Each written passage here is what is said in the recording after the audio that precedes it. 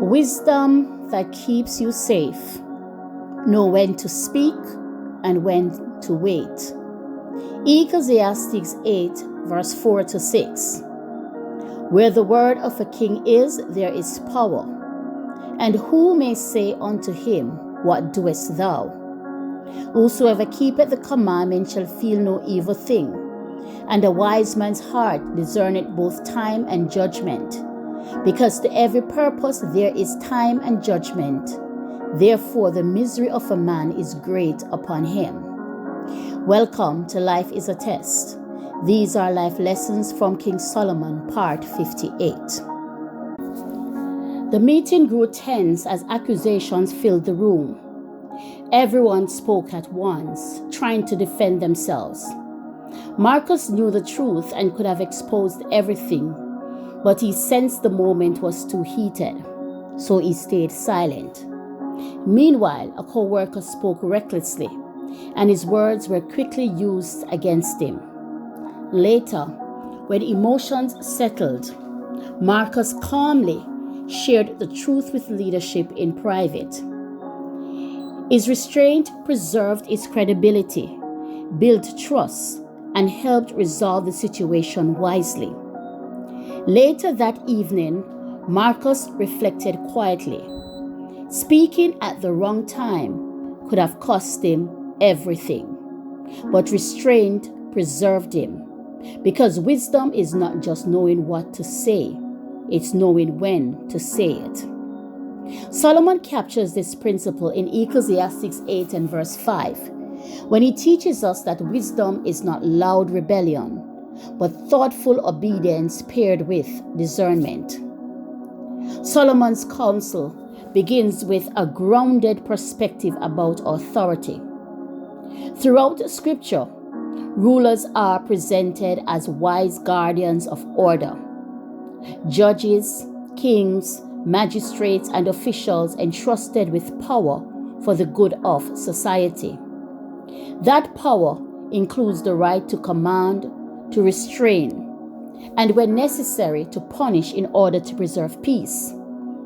These roles are not accidental.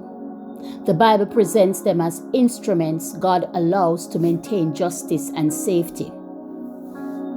Solomon begins with a promise that obedience brings protection. To keep the commandment means respecting authority as a whole, not selectively obeying only what we prefer. The evil thing Solomon mentions is not random misfortune, but the real consequences authority can impose, such as discipline, loss, or punishment. When a person lives as a respectful citizen, there is little reason for authority to rise against them. Scripture clearly affirms this, that rulers are not a terror to good works, but to evil. Civil obedience often places a person under both governmental favor and God's favor, since authority ultimately operates under God's allowance. However, this principle goes beyond the government of a country. It applies to every structure God has established: homes, churches, workplaces, and communities. Learning to honor authority positions us for peace, stability, favor, and growth. We now know that success is not only tied to brilliance or ambition, but to understanding authority and responding wisely to it. Solomon is not advising us to be blind as it pertains to obedience, but that we should have a balance. He says, a wise man's heart discerns both time and judgment.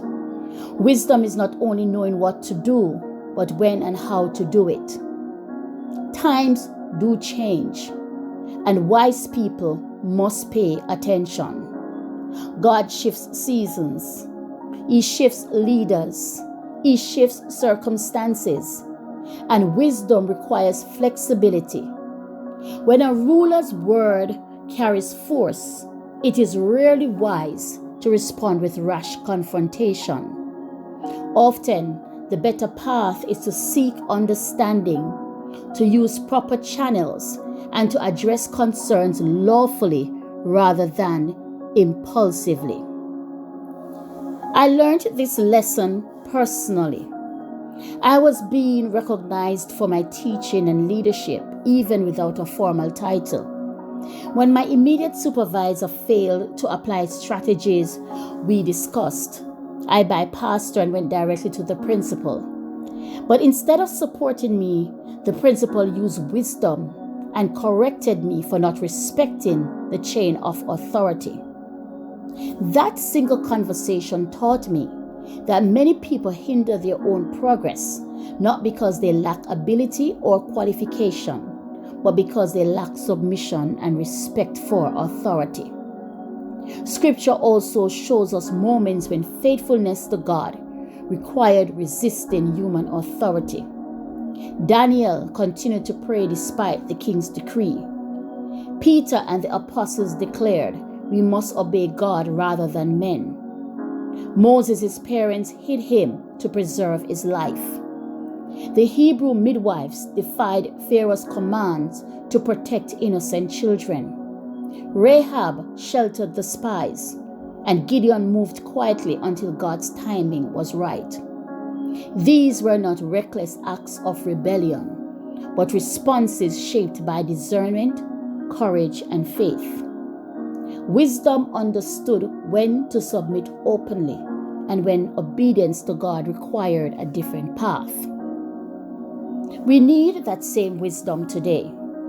And so Solomon reminds us that true wisdom does not demand compromise. It is revealed in everyday decisions, knowing when to remain silent, when to stand firm, when to step forward, and when patience is wiser than reaction. This wisdom approaches authority without fear, pride, or hostility. It speaks with respect and acts with restraint. Above all, it requires a conscience shaped by scripture and prayer, so that when human authority conflicts with God's commands, we are prepared to respond with clarity, humility, and courage. The goal is not merely to resist or comply, but to honor God while preserving our witness and our ability to serve others faithfully. This kind of wisdom moves us beyond constant complaint into faithful engagement, supporting what is right, contributing to our communities, and navigating difficult seasons with grace and conviction. In a world quick to react and slow to reflect, the wise stand out through thoughtful, steady obedience. Will your response to authority reveal wisdom or impulse? When the moment comes to choose between pride and discernment, which voice will guide your actions? Wisdom that keeps you safe. Know when to speak and when to wait. Have a blessed day with a great and awesome God. Blessings.